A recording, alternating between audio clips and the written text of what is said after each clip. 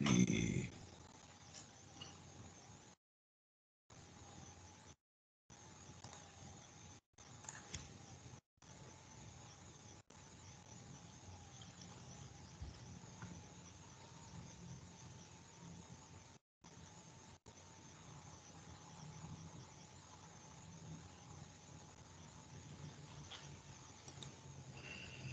muito bem, gente. Nosso assunto hoje é química ambiental, né? E eu queria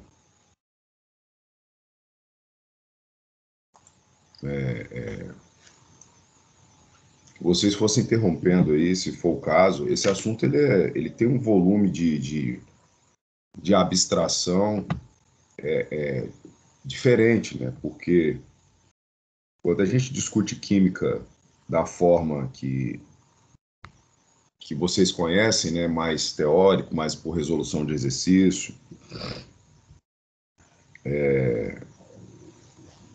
as coisas elas ficam num aspecto diferente do que vai acontecer aqui hoje, né? Porque o que tem aqui hoje é um fundamento mais relacionado, né? Então, são aplicações. Eu coloquei 3 questões lá no final da apresentação para a gente ter aí a dimensão de como que isso cai, né? Então, o que cai é a aplicação, né? Disso, eu não posso deixar de dizer que eu estava olhando as estatísticas da química ambiental, e a última questão de química ambiental de impacto, assim, realmente química ambiental, que caiu foi em 2015. Então essa matéria, ela de uns anos para cá, né, bem 5 anos para cá, ela tomou uma descendência muito grande, né, um declínio, né? E eu não sei por quê.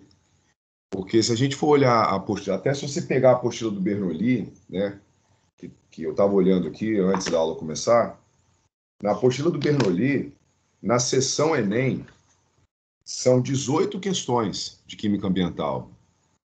E se você observar, pelo menos a apostila que está aqui na minha mão, a primeira questão que tem é de 2015, depois é 2014, aí vai 2013, 2012 teve 2, 2011 3 questões, tá vendo? 2010, 5 questões na prova de 2010, 5 questões foram de ambiental, só que foi lá em 2010, na forma antiga da análise do Enem, né? Então, a química ambiental é uma coisa meio coringa. Não vou dizer que não vai cair, porque eu não tenho essa capacidade, nem essa autoridade, mas fica aqui o caso. Vamos embora. Essa tela aí mostra tudo o que significa a química ambiental. Então, a química ambiental ela é a análise da influência da poluição sobre o sistema biológico, né? Então, a poluição, ela no aspecto que discutiremos aqui, ela é derivada pura e exclusivamente do homem. Por que eu estou falando isso? Porque há fenômenos no planeta que eles descrevem sistemas que, sob a nossa maneira de enxergar, também poluem, né? Então, por exemplo, vou dar um exemplo do que eu estou falando. Quando a gente pensa em CO2, o CO2 é o gás do efeito estufa, né? A maioria das pessoas que não tem muito conhecimento desse aspecto acha que o CO2 ele é produto único exclusivamente da poluição, e não é. Muito pelo contrário. Menos de 10% do CO2 do planeta provém diretamente de poluição industrial, né? Aí, quando você tem a poluição antropogerada, né, que é a poluição antrópica, que é a do homem, o CO2 ele está ali abaixo de 30%, gente. Porque a maior parte do CO2 que existe no planeta ele está na fotossíntese. Então, essa tela aqui ela mostra aquilo que o homem é capaz de gerar dentro do sistema biológico, através de ingestão de substâncias químicas, tá? Então aí tem a atmosfera, hidrosfera, litosfera, né? E elas derivam da biosfera e todas as relações que ela tem. Essa tela eu coloquei no início da apresentação, mas ela é boa quando você encerra o pensamento de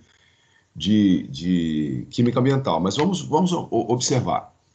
A antroposfera, que é um aspecto humano, ou seja, a geração humana, ela está no centro das coisas. Então você tem a industrialização, que está aqui, que é os carros, as chaminés das empresas, as indústrias da metalurgia, da metalmecânica, da hidromecânica.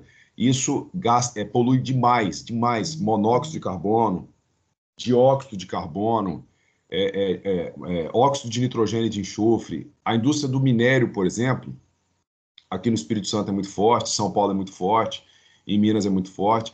A quantidade de poluentes gasosos é muito grande, mas existe também uma quantidade de poluentes sólidos, né? Que são, quem mora em Vitória sabe do que eu estou falando, né?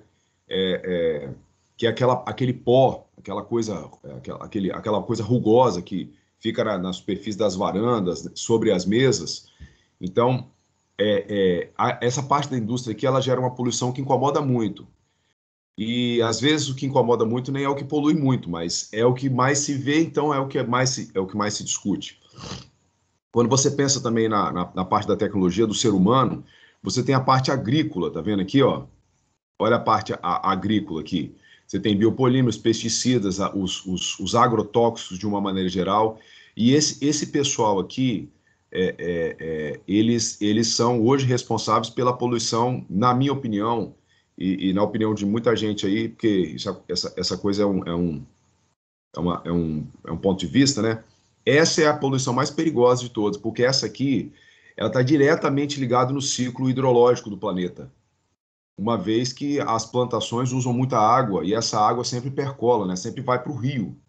Então, esse assunto aqui tem que ser prestado atenção. Isso aqui cai muito na química orgânica, né? Porque você tem moléculas orgânicas que têm um potencial acumulador muito grande. Estava até conversando numa sala, eu acho que foi na V4, caiu uma questão na Universidade de Vila Velha sobre potencial, qual molécula era mais biodegradável? Potencial biodegradabilizante de uma biodegradabilizante ou biodegradabilizável de uma molécula. É esse aspecto aí, ó, tá aí dentro dessa questão de biopolímeros, de pesticidas, agentes de controle tóxico, né? E aí, lá continuando, né? Aqui você tem minerais, matérias-primas, energias e dejetos. Essa parte aqui dos dejetos, eu me concentraria aqui. Eu leria sobre isso. Se vocês não tiverem leitura sobre isso, pode me pedir que eu mando. Isso aqui é esgoto. Ó, isso é esgoto. Eu estudaria esgoto. Por quê? Porque é uma das grandes preocupações do século. Quando a gente estuda crise hídrica, por exemplo, que é uma preocupação muito grande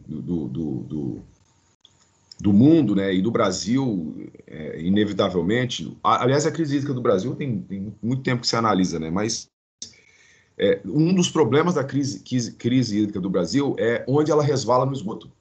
Porque para você limpar a água, você precisa de água. Então, a poluição ela é muito complexa. O problema do esgoto também está ligado nos medicamentos, né, gente? O problema do esgoto também está ligado nos medicamentos. Porque medicamento polui pra caramba, né? Maquiagem, antibiótico. Deixa eu explicar isso aqui para vocês entenderem. Isso caiu em São Paulo 2 vezes, né, no FUVEST.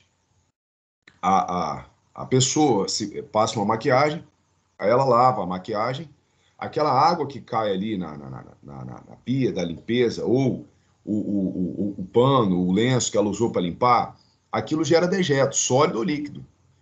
E o dejeto sólido líquido que foi usado ali, ele não tem muito tratamento não, tá? É difícil tratar isso aí. Então, aquele material ali, utilizado na estética facial, ele gera um dejeto extremamente complexo.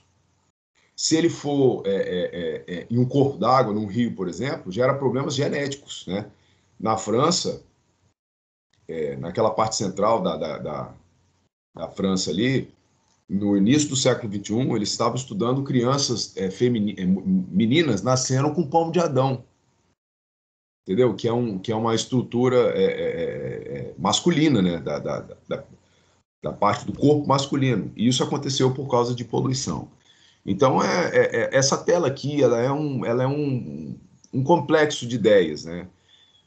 Tô fazendo uma discussão sobre ela aqui, mas no final eu espero que com as informações que a gente vai passar, você consiga olhar para isso aí e ver que existe uma dinâmica, ó, existe uma dinâmica entre a atmosfera e a litosfera, entre a atmosfera e a hidrosfera e a atmosfera, e a biosfera que controla todo mundo, mas aqui no meio fica um fenômeno que é humano, que ataca esse equilíbrio que existe da água, do ar e da terra do planeta. Tudo bem? Então, seguindo. Vamos lá. Sobre fontes de poluição. A poluição ela pode ser biogênica, ela pode ser antropogênica, ela pode ser geoquímica. Isso o que significa? A poluição ela pode ser de natureza natural, de cunho natural, desculpa, né? De cunho natural, que é a geoquímica e a biogênica. O que significa biogênica? A poluição biogênica é uma poluição que ela tem uma gênese biológica. Então, a própria natureza produz ela, como, por exemplo, o CO2 que eu falei da fotossíntese. O CO2 que eu falei da fotossíntese. A biogênica, tem até a foto ali de um vulcão, porque esse assunto está em alta, tá, gente? Vulcão está em alta, tá? Eu não vou ficar fazendo comentário sobre vulcão, porque isso é uma matéria da geografia física e vocês devem ter estudado ela com bastante propriedade. Mas eu leria sobre a poluição gerada por vulcões. Os vulcões, eles são expelidores de óxidos de enxofre, tá bom? Então, registra aí na sua cabeça que esse pessoal aqui, ó, isso aí é fumaça, tá? Essa fumaça, deixa eu escrever fumaça, certo, né? Essa fumaça aqui é sólido particulado, tá? Então, isso aqui é partícula sólida. E aí tem muito óxido de enxofre. Tudo bem? É uma das poluições mais agressivas que existe, tá? É uma das poluições mais agressivas que existe. Se isso aqui for em meio marinho, né? Que é o que a maioria das vezes é uma poluição praticamente implacável, tá? Então, geoquímica vem dos fenômenos geológicos. Então, muito bem. Essa poluição geoquímica, por exemplo, ela é inorgânica. A poluição biogênica, ela é orgânica. A poluição antropogênica, que essa aqui é humana, ó, essa aqui é humana, ela é das duas coisas. Porque a ação humana ela pode agir na natureza e pode gerar um produto gasoso normal. Então, o homem ele pode fazer com que a natureza responda perigosamente. Por exemplo, quando o homem joga esgoto no mar, a biota marinha daquela região ali, daquele estuário marinho, daquele ambiente marinho ali, a biota marinha ali reage ao esgoto que está chegando ali. E essa reação pode gerar substâncias tóxicas. Então, é poluição que tem esse efeito aí, beleza? Quando eu usar uma palavra, gente, complexa, difícil, dura, ou o que você nunca ouviu, quiser uma explicação, por favor, tá? Esse assunto aqui, ele tem uns nomes diferentes, tá? Mas, como vocês sabem muito mais biologia do que eu, tô indo aqui nesse rumo. Agora nós vamos discutir poluição por poluição, tá? É rapidinho essa parte aqui. O monóxido de carbono, ele é uma das coisas mais famosas do vestibular, porque ele tem ele tem um problema no ser humano, que vai estar na próxima tela, que vocês vão ver, que é a questão da hemoglobina. Ele tem uma natureza biogênica, então ele pode vir dos fenômenos biológicos, e ele tem o grande impacto dele é da produção humana, né? Que é o monóxido de carbono. De onde vem o monóxido de carbono? Vem dos processos de mineração e vem das queimas incompletas. Então, o monóxido de carbono, ele vem da mineração, ele vem da queima incompleta, na parte humana. Na parte biológica, aqui tem uma aplicação. Quando você olha para essa tela, você pensa assim, meu Deus, eu não vou aprender isso nunca. A questão aqui, gente, não é você decorar esse fenômeno. É você saber o seguinte, é você saber que quando um carboidrato, ó, tá vendo aqui, ó, ele sofre um processo anaeróbio, você vai produzir CO2 e vai produzir metano. Tá vendo? Esse processo anaeróbico pode não produzir CO2, mas aí não vem o caso. Eu só quero que você se concentre no metano. Quando esse metano ele é exposto a um ambiente radicalar, tá vendo? Radical hidroxila, você começa uma série de fenômenos que vai gerar o CO. Então, olha só que coisa que tem nessa tela. Um carboidrato, que é aquele CH2O em forma reduzida, né? Então, imagina que ele fosse 6H12O6, por exemplo, glicose, frutose. Ali está na fórmula mínima, né? Fórmula reduzida. Quando esse carboidrato oxida, ele vai produzir CO2 e água. Agora, se ele sofrer um metabolismo microbiológico, a reação vai transcorrer até chegar no monóxido de carbono. Então, o carboidrato, de forma anaeróbica, ele pode gerar monóxido de carbono. Beleza? Então, só para ficar registrado aí essa situação. E como eu disse anteriormente, ele também pode ser gerado de combustão incompleta, né? Então, aí tem os exemplos da combustão incompleta. Por que isso aí é importante? Porque é muito difícil mesmo você encontrar uma combustão completa naturalmente, tá, gente? É só você lembrar daquela matéria de física, né, que nenhum rendimento rende 100%, né? Então, não existe combustão completa o tempo todo, né? Então, se não tem combustão completa o tempo todo, toda vez que se queima alguma coisa, vai ter produção de CO. O CO2 vai ser produzido? Vai. Mas o CO, que é o monóxido de carbono, ele também vai ser produzido. Então, você vai produzir os dois. Só que o CO é veneno, entendeu? O CO2, ele tem um efeito na atmosfera, tá tudo bem. Agora, o CO é veneno, tudo bem? Só para a gente ver aí, ó, o que significa isso que eu estou falando. Olha bem, dentro do planeta, dentro da natureza da atividade humana, existe condições onde as reações elas ocorrem mais. Então veja só, aqui ó, nessa altura, entre 4 e 2 quilômetros, tá vendo aqui? Você tem um efeito onde a reação da hidroxila, essa hidroxila aqui, ó, esse radical aqui, ó, tá vendo aqui? Ele é mais efetivo. Então é nesse intervalo aqui, tá vendo? É nesse intervalo aqui, ó. Tá vendo aqui, ó, nesse intervalo aqui. Isso quer dizer o quê? Que nesse intervalo aqui, essa reação de radicalização do metano, ela é uma reação que vai ter uma eficiência maior. Por outro lado, você tem que lembrar que o metano ele é produzido próximo do nível do solo, né? Pela decomposição anaeróbica, micro-organismos e tudo mais. Esse metano ele vai subir, né? Porque ele é gás, né? Menos denso, e a reação vai acontecer ali em cima e vai ter um acúmulo de CO na região entre a tropopause e a troposfera, mais próximo da troposfera, tá? Nunca vi ninguém perguntar isso. Tá a tela aí só para a gente visualizar. Até para você ver também aonde fica a região do ozônio, tá vendo, gente? Ó, o ozônio é entre 20 e 40 quilômetros de altura. Tá vendo aqui, ó? 20 e 40 quilômetros de altura. Aí aqui existe a variação de temperatura, que é da transição extraterrestre e planeta, né? Mas aí não é o nosso assunto, não vou nem entrar nesse ponto. E o problema do CO tá aí, ó. Ele entra no lugar do oxigênio, né? Isso é um problema, porque a hemoglobina não oxigena. A ideia qual que é? A ideia é essa que você está vendo aí, que você já estudou, está mais cátedro do que todos, né? O oxigênio entra, a proteína ela oxigena pela presença do ferro 3+, e você vai ter o equilíbrio hemoglobina e oxihemoglobina. A hemoglobina não oxigenada e a hemoglobina oxigenada. O que acontece? Quando o CO está no sistema, o CO é um radical mais habilidoso do que o O2. O que significa um radical? O CO ele tem uma condição de se ligar mais fácil, mais favorável do que o O2. Então ele substitui o O2 na hemoglobina.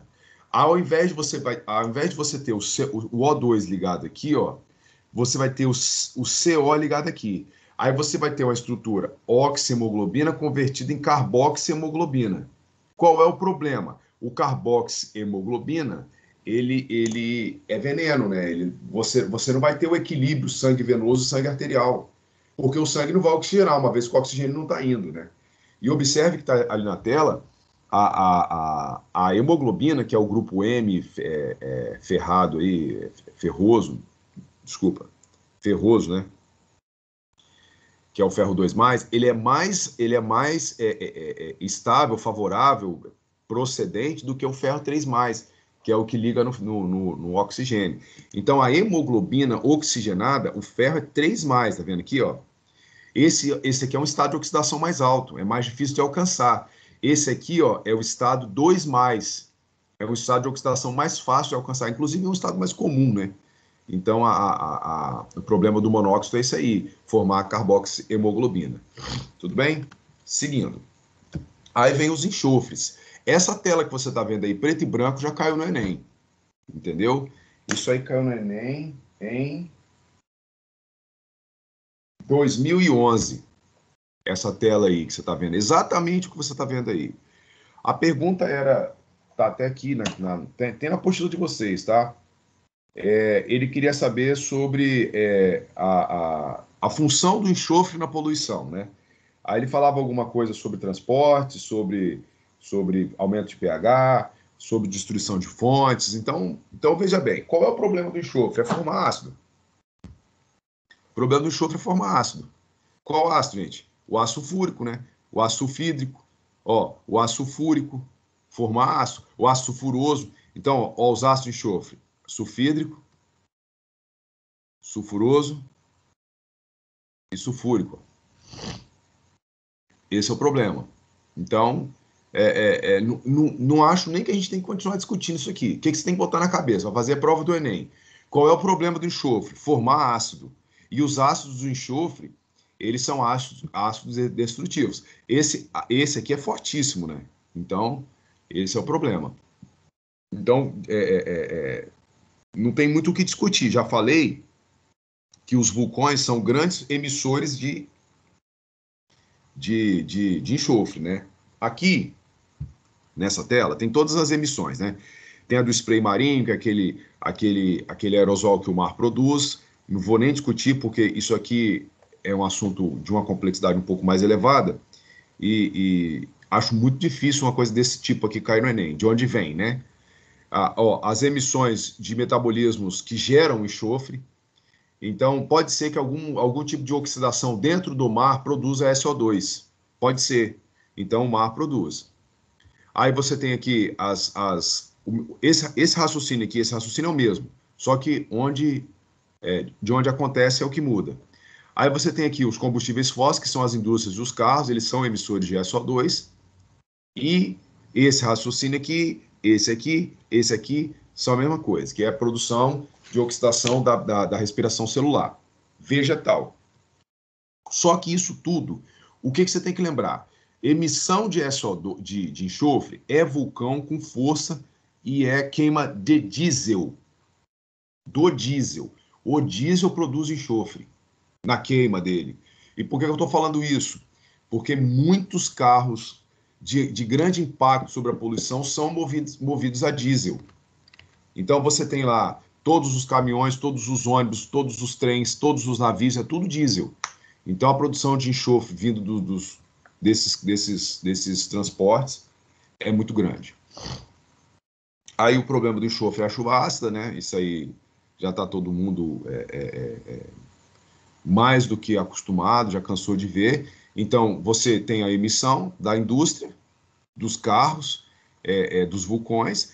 Esses óxidos eles chegam, né, geralmente de nitrogênio e de enxofre, né, maioria esmagadora das vezes vai produzir ácido sulfúrico e ácido nítrico. Agora, olha só, o ácido sulfúrico e o ácido nítrico. Tá vendo? Só falta o HCl aqui para ser uma bomba ácida, né? Porque esse cara e o HCl são os ácidos fortes mais conhecidos que existem aí na convivência humana, né? Então, o problema da chuva ácida é isso aí. O que a chuva ácida faz? Destrói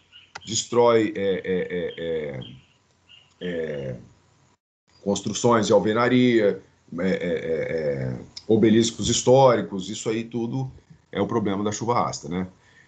Outro problema que a chuva ácida tem é que ela aumenta a mortalidade de peixes e ela diminui a capacidade que os animais grandes têm de resistir a alguns fenômenos biológicos.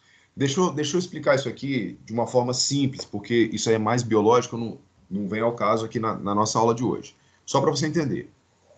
Quando tem chuva ácida, o pH do sistema diminui muito. Como o pH do sistema diminuiu, aquela proteção que o ambiente tinha, ou que o animal tinha, ela é afetada. Essa proteção sendo afetada, algumas coisas elas podem acontecer mais ou até vir a morrer. Por exemplo, vou dar um exemplo para vocês entenderem. Imagine crustáceos. Tudo bem? Imagine crustáceos. Vamos imaginar aqui um animal bem simples de entender. Imagina um ouriço, né? Um ouriço. Imagina um ouriço. Ele tem uma estrutura carbonatada. Ele é duro. Ele tem aqueles espinhos, tudo mais. Se começar a chover ácido em cima dele ali, aquela estrutura carbonatada, que é a proteção dele, vai destruir. Então ele vai morrer. Então o problema da chuva ácida está aí, é bem prático e bem visual. A questão dos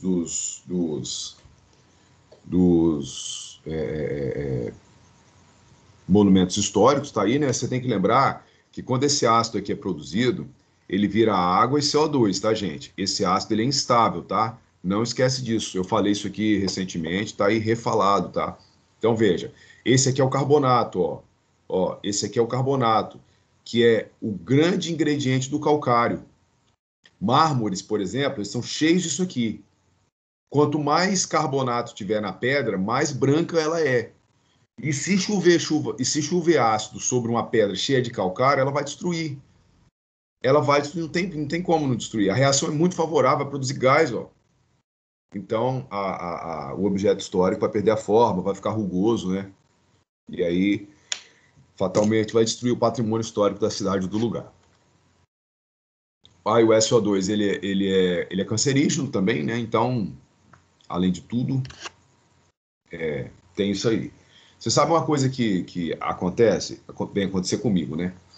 Quando eu estudava, e eu ficava parado no ponto de ônibus, não sei se alguém que já teve essa oportunidade de pensar nisso nessa hora ou já passou por isso.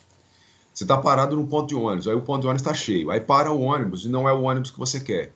Quando aquele ônibus sai, ele deixa o ambiente esfumaçado de uma forma que você não consegue respirar, porque o calor do motor do ônibus, unido ao que ele deixou no estado ali, fumaça e vapor e gasoso, atrapalha a nossa respiração. Isso aí, gente, é resultado de poluição. E tem um potencial cancerígeno, tá?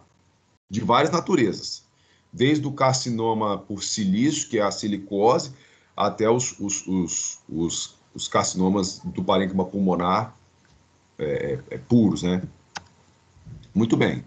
Sobre a atmosfera, tem um comentário disso na sua apostila, então eu vou fazer uma descrição aqui. Olha só, a atmosfera do planeta Terra ela é diferente dos outros planetas, né? Como que funciona? Na nossa atmosfera, você tem uma concentração de gases que ela é diferente dos outros planetas. Então, nós vamos nos concentrar nessa coluna aqui, tá? Nessa coluna. Então, veja que nós temos 79% de nitrogênio e 21% de O2. Então, gente, não esquece disso. Isso aqui é o ar, tá? Isso é o ar que a gente respira, tá bom? E isso é o ar, nitrogênio e oxigênio, ó. E é 79 de nitrogênio. Todo mundo pensa, ai, eu tô sem oxigênio, tô sem oxigênio. Você não tá, tô sem ar. Você não tá sem ar, sem oxigênio. Você tá sem ar. E desse ar que você tá sem, o nitrogênio é 79%. Beleza? Seguindo aí, ó. Aí tem aquela questão da divisão da atmosfera, que até mostrei numa outra tela. A única coisa que eu vou te dizer que vale a pena dizer é que a nossa preocupação de química ambiental, ela está da camada de ozônio para baixo. Então, a nossa preocupação, ela está da camada de ozônio para baixo. A grande preocupação da química da atmosfera está aqui na troposfera, que é antes aqui da tropopausa, nesse intervalo aqui, ó, troposfera, porque é onde nós estamos, né? Então, o que acontece da troposfera para cima, que é a tropopausa, estratosfera, até lá a ionosfera, isso aí interfere muito pouco no metabolismo humano. Então, beleza. A composição química detalhada da atmosfera está aí. 78,09 do ar, 20,94, desculpa, 78,09 nitrogênio, 20,94 do oxigênio, aí argônio, aí tem dióxido de carbono, aí vai um detalhe, tá, gente? ppm. ppm significa partes, ó, por milhão. Beleza? Significa partes por milhão. Então, veja só o detalhe. Você tem CO2, por exemplo, ó, CO2 normal de 305 a 370, poluído de 330 a 550.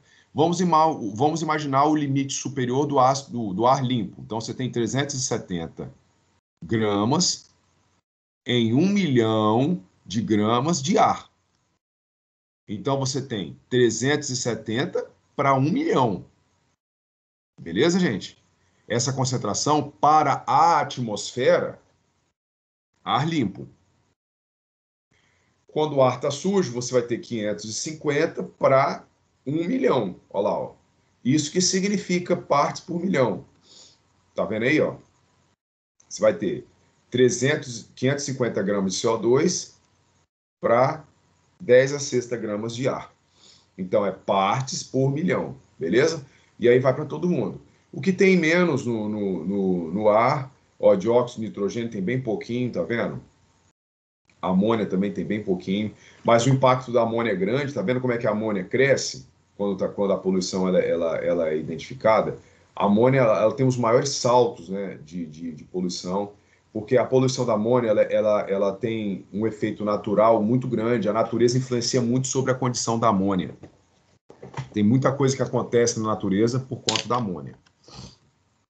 Aí essa questão da poluição do ar já falei.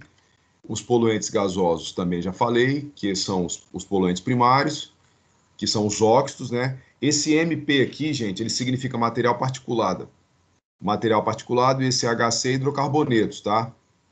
Então, material particulado é a fumaça e HC é hidrocarboneto, só por informação, tudo bem? Os poluentes secundários, esses poluentes secundários, o que são? Os poluentes primários são emitidos, eles interagem com alguma coisa que já tem na natureza e produzem o secundário. Tá vendo, pessoal da chuva ácida aqui? Esses COVs aqui, ó, COVs, que tá aqui, significa compostos orgânicos voláteis, tá? Vou repetir, COVs, compostos orgânicos voláteis. Aonde que tem muita emissão desse negócio aí? Na indústria da borracha, do curtume, muito composto orgânico do polímero. Eu moro no município de Serra, por exemplo. No município de Serra existe uma indústria, existe um setor industrial muito grande de carboxicelulose, de borracha e de resina polimérica. Então, aqui existe uma incidência de compostos orgânicos voláteis. Que isso, até onde eu sei, não tem em Vitória, por exemplo, né? Porque em Vitória não tem indústria desse tipo. Isso não quer dizer que a poluição daqui não vai chegar lá, mas eu estou falando que aqui isso aí é garantido. Tudo bem? Aí, essa tabela aqui, para quem chegou nesse momento da aula e pensou assim, nossa, ele falou um monte de coisa, eu não consegui pegar. Essa aula já está no blog, eu coloquei ontem, tá bom, gente? Eu coloquei funções inorgânicas, coloquei reações e coloquei química ambiental. Você dá uma lida nessa tabela aqui, ó, que tem a descrição do CO, do CO2, do óxido de nitrogênio, dos hidrocarbonetos, peraí. Falei, né? CO, CO2, NO, os hidrocarbonetos, SO2 e o material particulado. Aí você tem de onde ele vem e como que monitora. Esse IV, gente, se chama infravermelho, tá? Infravermelho. Só que esse monitoramento aqui, eu não acho que isso vai cair no Enem, tá bom? E se isso aqui cair, ele vai só citar, ele não vai cobrar que você saiba. O que é IV? Infravermelho é uma máquina que chama, como está escrito ali, espectrofotometria do infravermelho, que é uma análise onde você pega a amostra aqui, você joga a luz nela, e a reflexão dessa luz vai espalhar dentro do espectro. E pelo infravermelho você consegue identificar o que tem ali. Beleza? Pelo infravermelho você consegue identificar o que tem ali. Mas eu não acho que o Enem vai cobrar isso, não. Vou até agredir o que eu mesmo falo, né? Isso aí não vai cair. Isso aí não vai cair. Como que funciona, de onde que vem, para que serve. Para que serve, talvez, né? Mas aí já te disse, para que serve? Para monitoramento. Para você saber se tem ou não tem um negócio. Tá bom? Aí, essa questão é mais geográfica, fatores que afetam a poluição, vento, temperatura e precipitações. Condições de relevo, com certeza, vão afetar. As consequências do efeito da poluição é chuva ácida, efeito estufa e o problema da camada de ozônio. Aí o efeito estufa todo mundo sabe, que é o dióxido de carbono, metano, o óxido nitroso, os CFCs, estão eles aqui, e o que acontece é uma reação, né? E essa reação, é uma reação de via radicalar que vai quebrar a camada de ozônio. Tem uma questão que eu vou fazer ali antes da aula acabar, que tem essa reação lá, a gente discute ela lá na frente. Tudo bem? Essa questão de altura eu já falei, vou pular. Aqui tem um comentário que já caiu no Enem mais de uma vez. Então, veja só. Para redução e eliminação das emissões, uso de matéria-prima e combustíveis menos poluidores. Essa primeira frase aí vai gerar a discussão sobre energia eólica, energia de marés, energia geotérmica, energia elétrica e essas energias que são chamadas de energias limpas. Aí, o uso de energia elétrica no transporte. O uso de energia elétrica no transporte, por exemplo, na minha opinião, a pessoa, eu acho que isso aí é uma natureza, inclusive, da indústria automotiva. Eu não sei se vocês estão reparando que a quantidade de carros elétricos produzidos, ela está superando a de carros a combustão. Com a gasolina 6,70, se não me falha a memória, 6,60, parece até que a indústria da gasolina está forçando que a indústria dos carros híbridos se aqueça, né? Então, essa questão do uso da energia no transporte é muito famoso. Tanto que no ano passado do Enem caiu um carro híbrido, né? Um motor híbrido, né? Elétrico e gasolina ao mesmo tempo. Aí tem a questão da química verde. O que é a química verde, gente? A química verde é a redução de reagentes, tá? A química verde, ela prega a redução de reagentes. Ó, e outra coisa, etapas. Então, veja só, se para eu produzir um mouse aqui, eu gastava lá 10 substâncias, a química verde, ela estuda uma maneira de eu produzir o mesmo mouse com 2 substâncias. Se para eu produzir o mouse eu demorava 5 procedimentos, a química verde procura uma maneira de desses 5 procedimentos serem reduzidos para um procedimento, 2, 3. Qualquer redução é benefício. Por que isso? Porque qualquer processo reacional ou processo industrial gera resíduo, e resíduo é poluição. Aí vem uma questão de engenharia, que é manutenção de equipamento, por exemplo, carro, né? Quando o carro está desregulado, ele vai poluir com força. Então, isso é um detalhe. Controle meteorológico, isso é uma realidade já. A Prefeitura de Vitória, aqui na Grande Vitória, ela é pioneira nisso aí, né? Ela faz isso aí de uma forma bem legal. Aí tem as questões de geografia, né? Protocolo de Kyoto, não vou discutir, porque vocês já sabem disso aí, isso é importante, tem que saber créditos de carbono, de onde vem, Rio 92, a história da evolução da discussão mundial sobre o petróleo, a influência da China e dos Estados Unidos nisso, e tudo daí para frente é geografia. O apelo sobre o Brasil, geografia, não vou comentar também. as medidas de controle, aí são os equipamentos. Aí tem chaminés, né, que podem ser de filtro de manga, coletores, ciclones. Eu vou passar todas e vou explicar para vocês como é que funciona. Deixa eu falar aqui no catalisador de carro. Olha como é que funciona isso aqui. Olha como é que funciona. O carro, ele produz a queima. Então, o gás vai entrar aqui. Lá dentro do catalisador, existe uma série de buracos, assim, ó. E esses buracos, eles são cerâmicos, né? E eles são revestidos por óxidos que têm afinidade química pelos poluentes. Então, veja bem, você tem o tubo. Vou pegar o barco aqui da minha filha, tá? O barco da minha filha. Peraí, deixa eu mostrar aqui. Esse aqui é o barco da minha filha. Eu vou pegar o barco da minha filha aqui. Ó. Imagina que o gás entrou aqui, ó. O gás entrou aqui, tá? Aí lá dentro do tubo existe uma substância que tem afinidade química. A afinidade química, gente, é de força intermolecular, que vai segurar o poluente ali dentro. É como se fosse uma retenção química mesmo, é um filtro químico. Quando o gás entrar aqui, lá dentro ele vai encontrar uma substância que ele tem afinidade e ele não vai passar. Ele não vai passar por quê? Porque ele vai ficar preso por afinidade química, né? Semelhante dissolve semelhante. Todos os mecanismos, eles são baseados nesse fenômeno.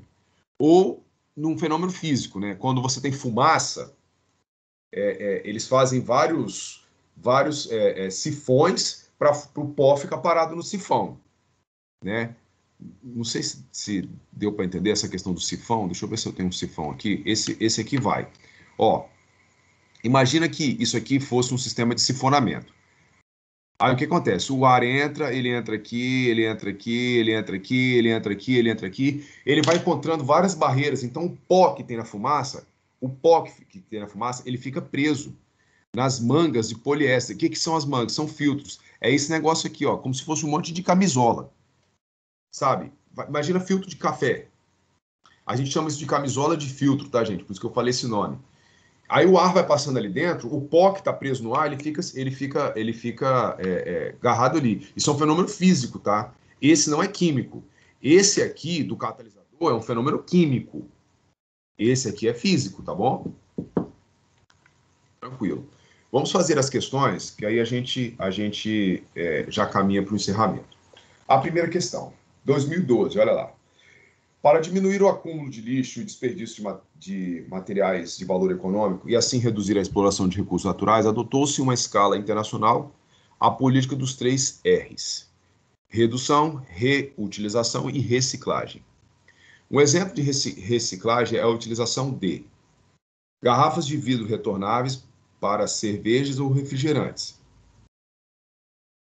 latas de alumínio como material para a fabricação de lingote, sacos plásticos de supermercado como acondicionantes e lixo caseiro, embalagens plásticas vazias e limpas para acondicionar outros alimentos, garrafas PET recortadas em tiras para a fabricação de cerdas de vassouras. Presta atenção, gente. A reciclagem, ela é reação. A reciclagem, ela é reação. Então tem que ter fenômeno reacional. Aí, antes de eu continuar, eu quero que você me fale no chat. Você entendeu isso que eu falei? Antes de você responder sim ou não, presta atenção. Todas as opções ali procedem de um fenômeno de reciclagem na nossa cabeça. Mas olha bem, garrafa de vidro. A garrafa esvaziou, o cara enche de novo. Isso não é reciclagem, isso é reutilização. Deu para entender, gente? Isso, a diferença? A reciclagem tem que ter reação química. Tudo bem aí? Sim? Por isso que é a letra B? Pode continuar? Olha lá. O processo de industrialização tem gerado sérios problemas de ordem ambiental, econômico e social, entre os quais se pode citar a chuva ácida.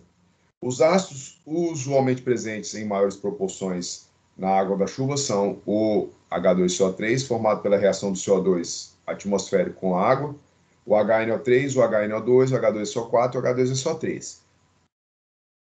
Esses 4 últimos são formados principalmente a partir da reação da água com óxido de nitrogênio e de enxofre gerado pela queima de combustíveis fósseis. A formação da chuva mais ou menos ácida depende não só da concentração do ácido formado, como também do tipo de ácido. Essa pode ser uma informação útil na elaboração de estratégias para minimizar esse problema ambiental.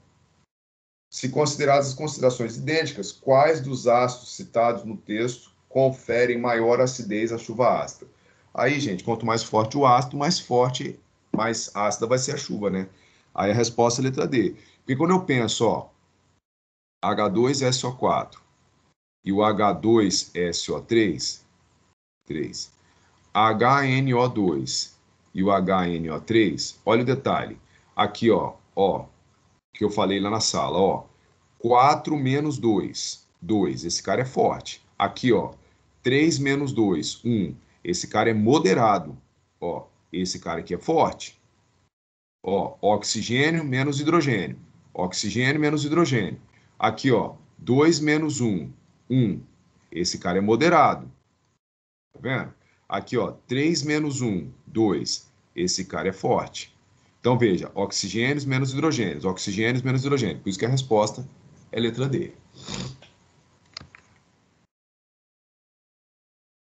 Aí, a reação que eu falei, da camada de ozônio. O rótulo de um desodorante aerosol informa ao consumidor que o produto possui em sua composição os gases isobutano, butano e propano, dentre outras substâncias. Além dessa informação, o rótulo traz ainda a inscrição não contém CFC, que é o clorofluorcarbono, ou carbono, flúor, cloro, entenda como quiser, clorofluorcarbono. As reações a seguir, que ocorrem na estratosfera, justificam a não utilização dos clorofluorcarbonos, ou freon, nesse desodorante. Aí observa aqui você tem o freon, que é o clorofluorcarbono, tá ele aqui, tá vendo? Aí, ultravioleta, você vai produzir um radical cloro, tá vendo? Esse radical cloro vai interagir com o ozônio, porque o ozônio ele é assim, ó, gente, ó. O ozônio, ele é assim. Eita. Ó. E essa ligação, ela não é estável. Quando você encontrar com o radical aqui, essa ligação aqui, ó, da ativa, ela vai quebrar. Essa ligação aqui, ó, ela vai quebrar, produzindo esse cara aqui e o radical hipoclorito, que é aquele ClO ali, ó. Tá vendo? Então, a reação tem esse fenômeno. Vamos lá. A preocupação com as possíveis ameaças à camada de ozônio baseia-se na sua principal função: proteger a matéria viva na Terra dos efeitos prejudiciais dos raios solares ultravioleta. A absorção da radiação ultravioleta pelo ozônio atmosférico é intensa o suficiente para eliminar boa parte da fração de ultravioleta que é prejudicial à vida. A finalidade da utilização dos gases isobutano, butano e propano nesse aerosol é... Aí essa questão é bem direta, né? Que é a resposta, né? Substituir o CFC. Porque se o CFC que produz o radical cloro, quando você não tem o CFC, você não vai produzir o radical cloro. Não produzindo o radical cloro, você não vai ter a reação de decomposição do ozônio. Não existindo a reação de decomposição do ozônio, a camada de ozônio fica intacta. Mas eu gostaria de ler as outras opções. Vamos ler para a gente entender. Servir de propelente, pois, como são muito reativos, capturam freon existente livre na atmosfera, impedindo a destruição do ozônio. Aí, olha só que coisa interessante essa opção. Eles são propelentes. Sabe o que é propelente? Eles servem como expulsadores. Então, você tem um volume. Quando você usa o propelente, você quer pegar você tem um frasco. Você coloca um propelente dentro dele, a pressão do frasco vai aumentar. Para que serve esse propelente? Para misturar naquilo que tem dentro do frasco e expulsar, como se fosse um aerosol mesmo. É um aerosol, né? O propelente, ele é resultado disso aí. O aerosol é um estado, né? Então, isso está certo. Eles são propelentes. Mas não é isso que tem a ver com efeito, porque eles falam bem ali na letra B, são muito reativos. Eles não são muito reativos, eles são hidrocarbonetos apolares, muito pelo contrário. Eles são pouquíssimos reativos. Eles sendo pouco reativos, eles são, por exemplo, apolares, né? Então, desculpa, apolares não, bioacumuladores, né? Não tem nada a ver. Letra C. Ao reagir com ar, pois se decompõem espontaneamente em dióxido de carbono e água, nada a ver, né? Se eles são pouco reativos, eles não vão se decompor. Até porque o propano, o butano e tudo mais, o isobutano, eles não são, quando eles se decompõem, eles não viram CO2 e água, né? Não é decomposição. Para virar CO2 e água, gente, não é decomposição. Para virar CO2 e água é oxidação, né? Tem que queimar. Então, nada a ver, letra C. Tá? Letra D. Impedir a destruição do ozônio pelo CFC, pois os hidrocarbonetos gasosos reagem com a radiação. Não, não, não, não, não. Liberando hidrogênio que interage com o O2 do ar formando água. Não. Na verdade, gente, essa opção ela gerou até uma confusão na época, né? Porque a finalidade da utilização do gás isobutano, butano e propano aerosol Aí olha a letra D. Impedir a destruição do ozônio pelo CFC, pois os hidrocarbonetos gasosos reagem com a radiação. Aí olha o detalhe, gente. Até aqui, daqui até aqui, tá bom. É mesmo. Só que ó, hidrocarboneto gasoso não reage com radiação. Entendeu, gente? Ele não reage com radiação. Quem sofre um fenômeno de decomposição por ação da radiação é o CFC, não é o hidrocarboneto. Então, por isso que a letra D está errada. Tá vendo aí como é que é o detalhe? Se a gente demora, a gente escorrega. Então, olha lá. Letra E. Destruir o CFC, pois reagem com a radiação UV, liberando carbono, que reage com o oxigênio do ar, formando dióxido de carbono, que é inofensivo para a camada de ozônio. Nada a ver também, porque o objetivo desses caras é substituir o CFC. Porque o CFC produz o radical vai destruir a camada de ozônio. Tudo bem, gente? E para encerrar, peraí. Tudo bem essa questão aqui? Sim? Fala para mim, para eu continuar ali. Tá. A última. Essa questão aqui, ela teve uma questão muito parecida no Enem de 2017 ou 18. E ele... Vamos lá. Vamos lá para a gente ver. Acho que foi 17, não, acho que foi 18 mesmo, se não me falha a memória. Ele mostrava um diagrama de Rummel, que é de periculosidade. Eu vou descobrir, depois a gente conversa sobre isso, lá mais na revisão. Mas vamos lá. A aplicação excessiva de fertilizantes nitrogenados na agricultura pode acarretar alterações do solo e na água pelo acúmulo de compostos nitrogenados, principalmente a forma mais oxidada, favorecendo a proliferação de algas e plantas aquáticas e alterando o ciclo de nitrogênio apresentado no esquema.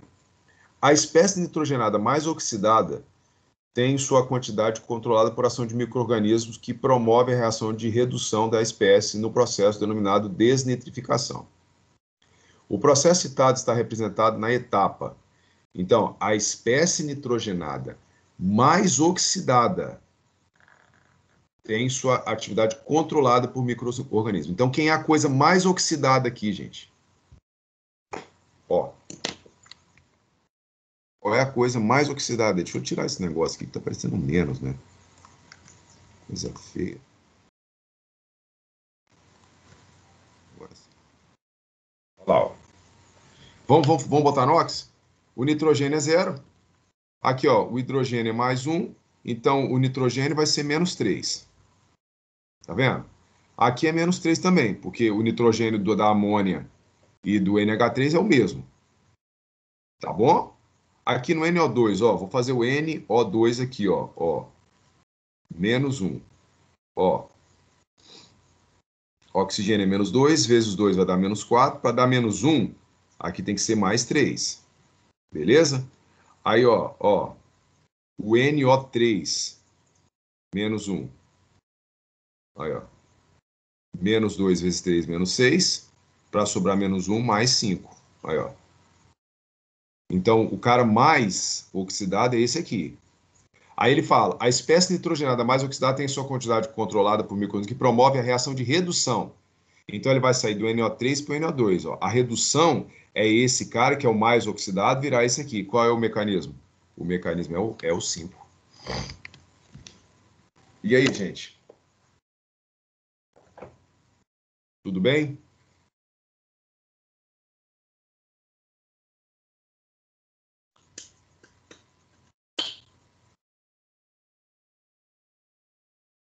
Dominado. Então, o assunto era esse.